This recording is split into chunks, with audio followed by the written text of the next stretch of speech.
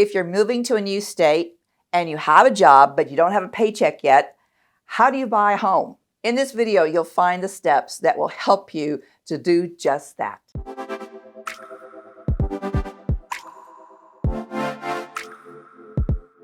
If you're new to my channel, my name is Dianne Ayala Steffey. I am a mortgage loan expert, a passionate mortgage loan expert. I work with clients to educate them on the various financing options available to them. So if you're moving from another state and you have a job offer letter, we're going to use that job offer letter as your verification of employment. And not only that, but we're going to use it as your paycheck stub.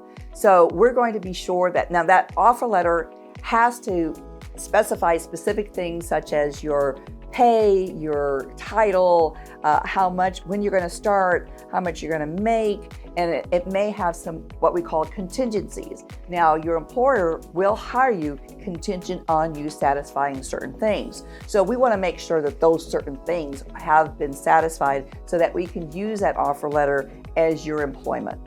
Usually these are pretty fast on contingencies, so there's no reason for you to rent a home unless you haven't found a home yet that you want to purchase. So you have an offer letter to a company that you plan to work with. You want to go and do your research on the housing market in that area. And to do that, you want to hire possibly or get in touch with a professional realtor that can give you all the information about the areas within that particular vicinity.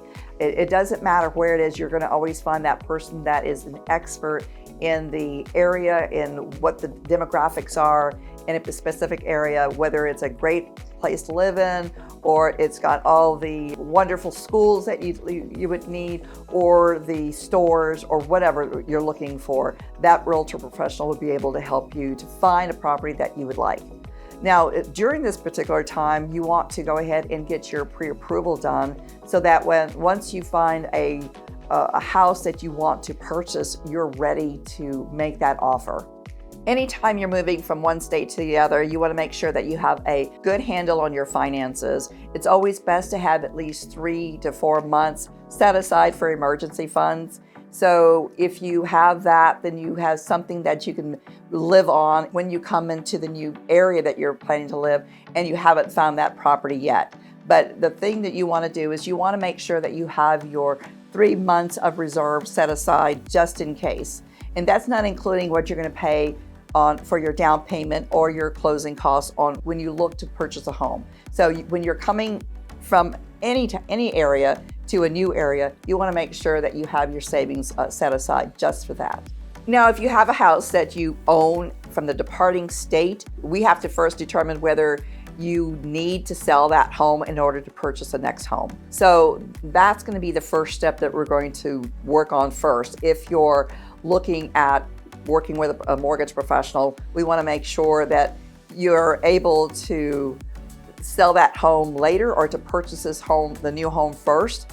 It all depends on your finances. So if you need departing property as the funds to purchase the new home, naturally you're going to have to sell your current home in order to move. However, if you're with a company, a relo company, sometimes they purchase the home that you're living in and help to buy the new home.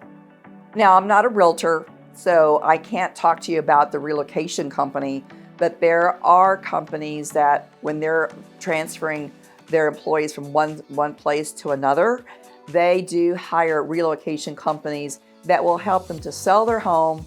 And typically what they do is they buy their home and then they that helps to ease the transfer from one area to the new area. Now, not all companies are like that. So if you're going into a new area from a different state into a new state, then you want to get the advice of a mortgage expert. So that particular person can determine whether you would need to sell your home in order to purchase a new home.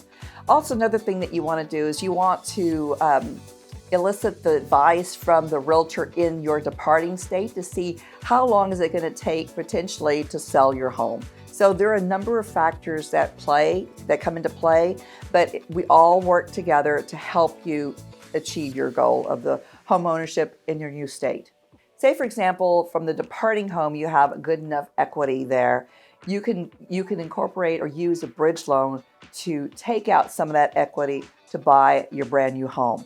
That you can do. At the time that you do sell your home, then you would pay off that bridge loan. That bridge loan is just a short-term loan that is going to be paid off once the your departing home is sold.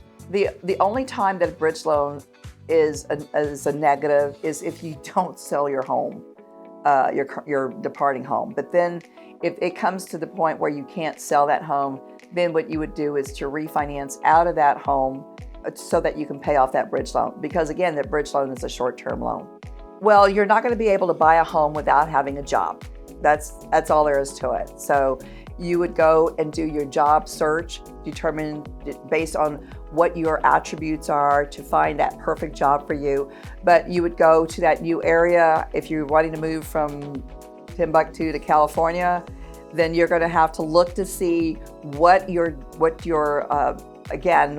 talents are based on what you can find there in the job market. But in order to buy a home, we look for the way that you're going to pay the lender back.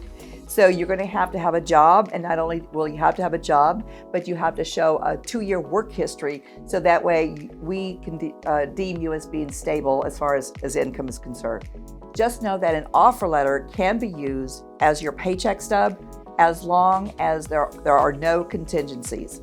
Remember, with the right planning and resources, you can buy a home wherever you are. Don't forget to subscribe to my channel for more helpful tips.